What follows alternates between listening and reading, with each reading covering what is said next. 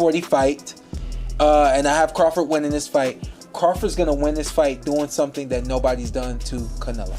Okay. That's all I'm gonna say. And it didn't take me going to camp to know this. Okay. He doesn't fight the one way that he can only fight to win it.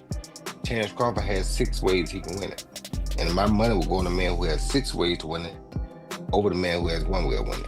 Going to be the same version of guy that's going to show up in September? No. I mean, Canelo, he didn't look as fit as he did his last fight. He looked listless. He looked like he didn't care. He didn't have the crowd behind him. Shawn Porter is confident that Terence Crawford will beat Canelo Alvarez. He says Crawford's training is far ahead and that he will come in with a game plan and execution unlike anything Canelo has faced. Porter believes Crawford's speed, accuracy, and discipline will be too much for Canelo, turning this fight into a historic performance remembered as one of the most dominant wins in boxing history. Makes sense though, if Crawford's gonna win this fight, he'll surprise people in the fashion he does it in. Because a lot of people picking Crawford, they think foot speed and turn Canelo all night, and I'm like, nah, he's born victor? No, it's just he's definitely a lot better than the guys of the last couple years who have tried to beat Canelo that way, Billy Joe, Caleb.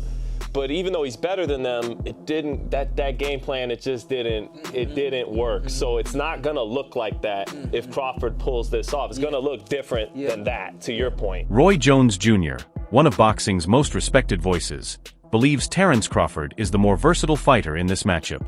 According to Jones, Crawford has 6 different ways to win, built on his adaptability, ring IQ, and ability to adjust mid-fight. On the other hand, Jones sees Canelo Alvarez with only one main path to victory, relying on non-stop pressure and his trademark power punches.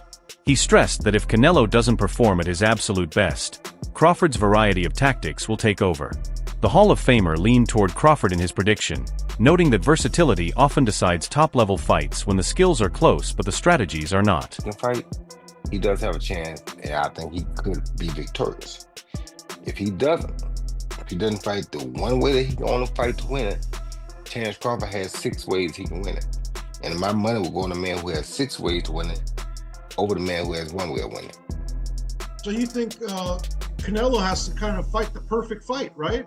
If he don't, he's in trouble. If he does, he should be all good.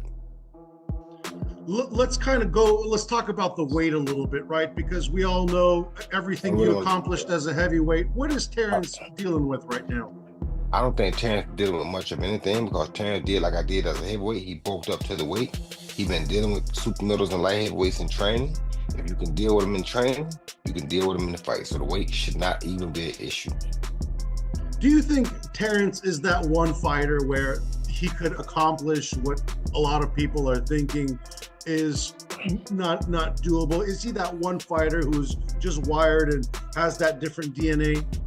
He is, and not only to mention is he the guy that can, he's already done it. How many 2 or 3 division undisputed champions have we ever had besides Usyk is a 2 division undisputed champ? This dude is a 3 division undisputed champ already, and if he win this, he'll be a 4 division undisputed champ. We may never see that again.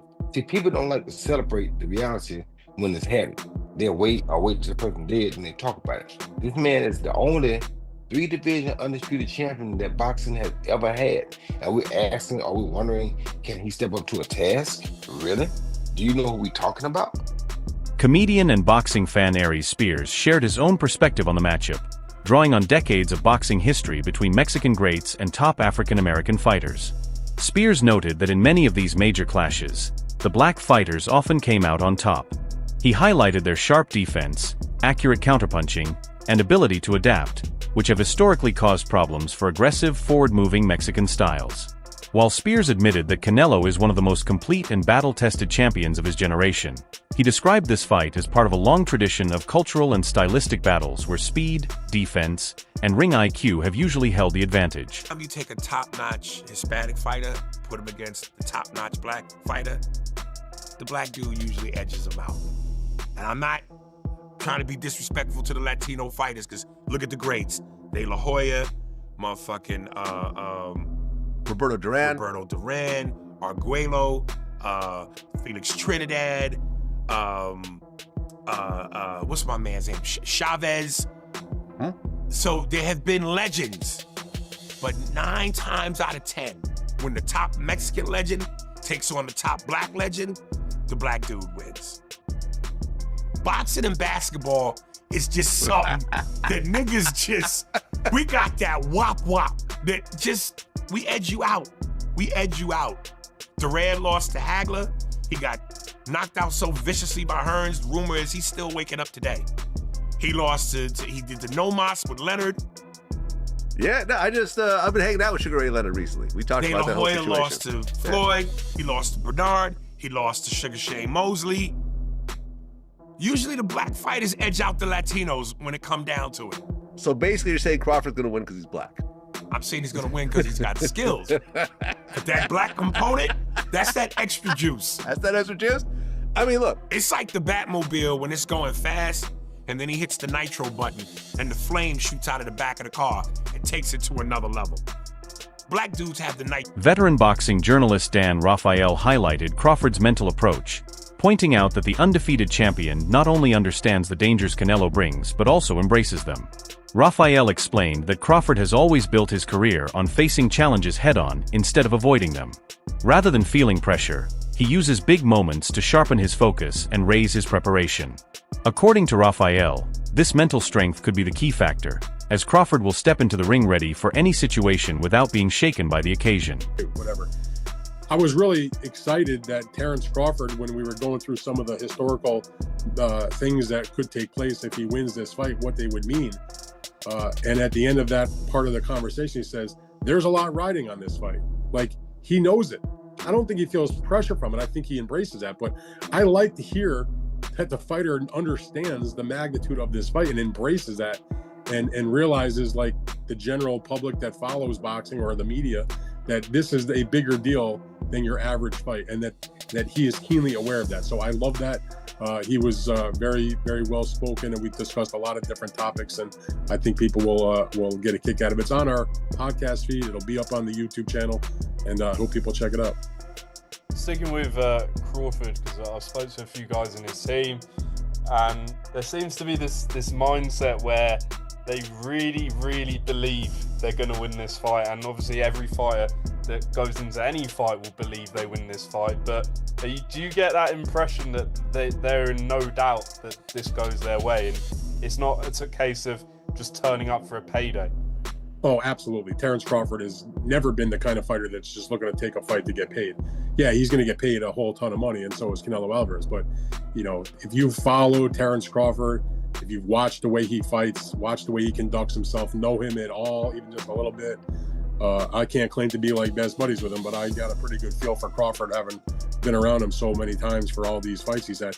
There is 0.000% chance that he is coming into this fight with anything other than victory in mind. I mean, he really believes that this is his moment to shine and create a huge addition to what's already a tremendous boxing legacy. Besides just the money, I mean, Terence Crawford can take a fight against anybody and make a good amount of money.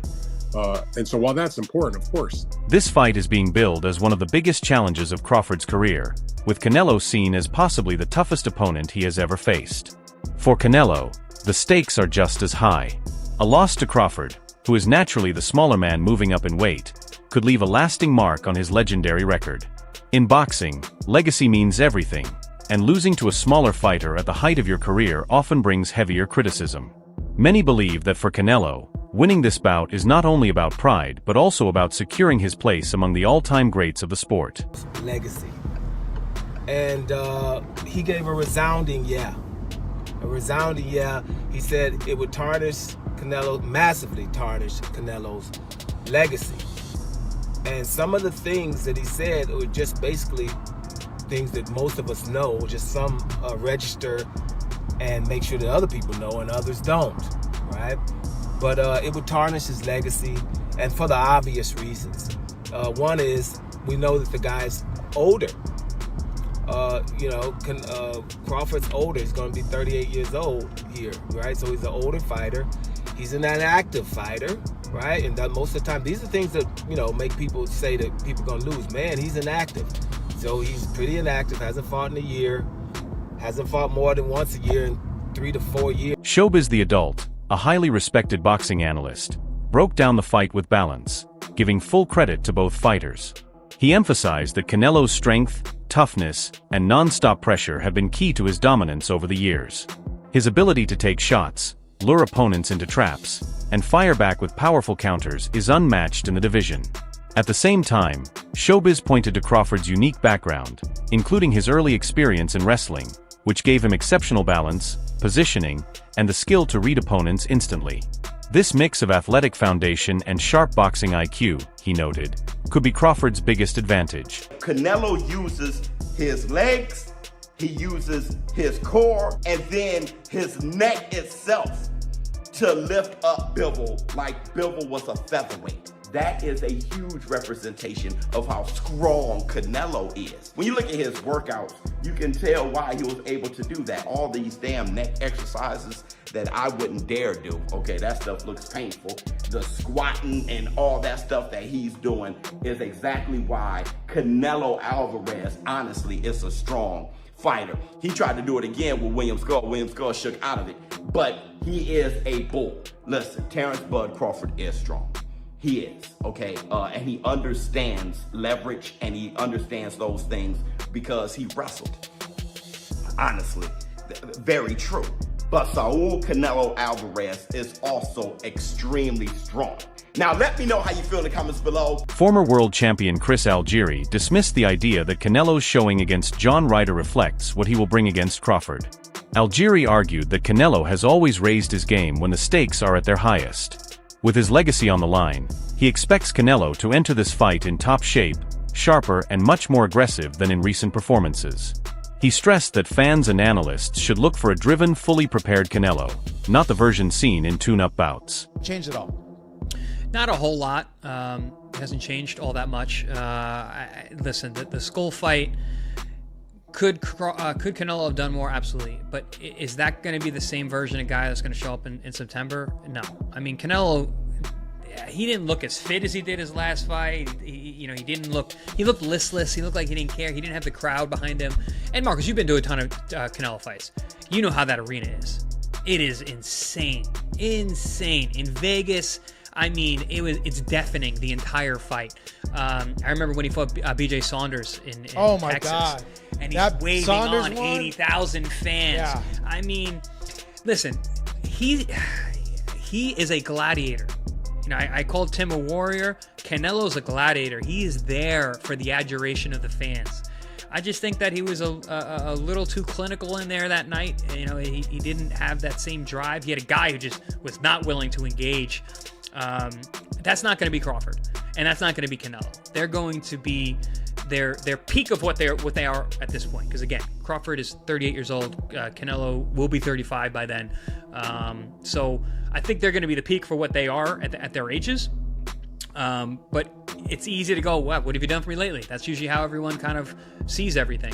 So, but I think it's good. I think it makes the fight more enticing if a lot of people are thinking that Crawford can win. And don't get me wrong, Crawford can absolutely win the fight. I'm not saying he can't win the fight. But in terms of, you know, how I see it, it hasn't really changed my thoughts because I know better than to just trust that last thing I saw because there's a lot of confounding factors. Shawn Porter, along with other boxing analysts, broke down the tactical approaches both fighters might use.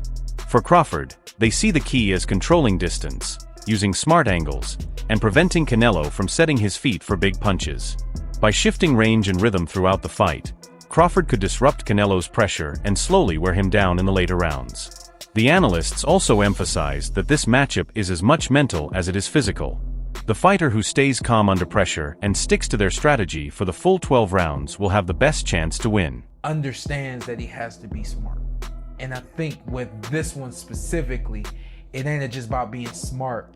He knows he has to look like he's never looked before because again, if he doesn't and he beats Canelo, everybody's just gonna say, well, that's Crawford. You know, so I think he knows that this is the performance of a lifetime and everything has to look right. He knows in order for it to look right, he can't just go out there and let the dog go. The dog is, you know, he got to work his way up to the dog. Hey, show the clip real quick. I don't know if you showed it already, but this is the dog you talking about right here, right? And so this is, I pulled this clip right here. I seen it on social media this morning. Don't do that. That's what I'm saying. And I pulled this clip, right? But this is Terence. That's who he is. He's not gonna swing on Canelo. He already know that part of the game. But what I asked you, were you ever trying to send a message to your opponents? He's letting you know, and it's no act. And that's what I really wanted to show, is that's not an act. No. That's not, there's 30 security guards. I don't know, it feels a little contrived. You think so? I think a lot of people feel it's a little like. Well, I'm glad you used the big word that most of us don't know. Hey, I don't fight as good as you guys. I had to learn some big words, right, to make up for that. Don't look it up. Just ignore what you need big words to get out of fights. You know, you need big words to get out of fights. But okay. So case in point, our guy Hafey, sitting right there, producer extraordinaire. Fans and media alike are buzzing with excitement over this fight, calling it one of the most compelling matchups of today's era. The clash of styles is intense. Canelo's power and pressure against Crawford's precision and adaptability. This isn't just about titles. It's a fight that could redefine the super middleweight division and even impact pound-for-pound rankings. The anticipation isn't just hype, as fighters, trainers, and boxing veterans are genuinely divided on who will come out on top. Oh my God, we just got some absolutely absurd boxing news breaking. Canelo Alvarez versus Terence Crawford, targeted for December or January in the United States. Oh my God. I'm not even lying when I say this is literally one of the biggest combat sports fights of all time. And as I said earlier, it's targeted in December or January, so the build up to this fight is going to be incredible. The fact that it's in the United States is insane. Saudi Arabia has low-key saved boxing. This is an absolutely mega fight. I was not expecting this at 1 in the afternoon, but here we are.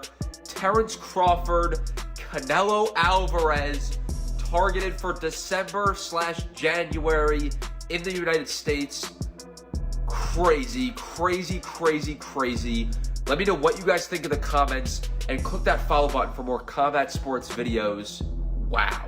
Boxing legend Shane Mosley compared Crawford's style to the skill set needed to defeat bigger opponents. He argued that even if Errol Spence Jr. came back much stronger in a rematch, Crawford would still win, showing his adaptability and high ring IQ. Mosley pointed to Crawford's dominant victory over Spence as proof that size won't be a problem. In that fight, Crawford controlled distance, chose his shots with precision, and completely shut down an elite champion. Mosley believes those same qualities will carry into the Canelo fight, giving Crawford a real chance to pull off the upset despite moving up in weight. Meanwhile, some analysts and fans question whether Canelo still has the explosive bursts that once defined his prime. Yeah, he's ready. Right when I seen that, I said Crawford wins. His movement, everything he wins. It doesn't matter if Spence was not strong or strong. He had more of the stuff to win that fight. And Crawford is a game player. He's gonna come to win. You know what I'm saying? So, yeah, I still say Crawford anyway, but I feel bad that we didn't see the true Spence fight Crawford. If that makes any sense. At 35, with a long and demanding career behind him, Canelo's pace has clearly slowed in recent fights. This could give Crawford the chance to control tempo and rhythm. Still, critics warn that Canelo's size and natural strength could create serious problems for Crawford. Even Crawford's biggest supporters admit that moving up in weight carries real risks, and a single defensive mistake could prove costly. The fight stands as a high-stakes gamble where skill will go head-to-head with size and power. Well, you could argue Canelo got it tactically wrong tonight, because I just don't understand why he didn't use his jab more. I understand that he was conserving energy, he was patient, he was taking it slow. He doesn't lead off with the jab much anymore, Canelo. But really, the jab helps you bring your feet closer and bring them into range, so I don't understand why he wasn't jabbing more. He can't use that much extra energy for him to not be able to use his lead hand just a bit more in that fight. So that was a bit concerning, and you could maybe argue that he knows Crawford's ringside, he knows the fight is done for September. He maybe doesn't want to show him too much, or he wants to give him maybe false confidence or false hope. I don't think that's the case. I think you get rid of Skull if you can, and I'm just not sure Canelo is able to do it anymore at that level. Definitely good enough to beat a guy like Skull. Skull was clearly terrified of the power, but, what does this mean for a fight like Crawford? Well, the first thing I noticed was, in the face-off, and I'm sure Crawford was wearing quite thick-soled trainers, as he quite often does, but the size difference didn't look that bad. It really didn't. That wraps up today's video. Stay tuned, and we'll see you next time.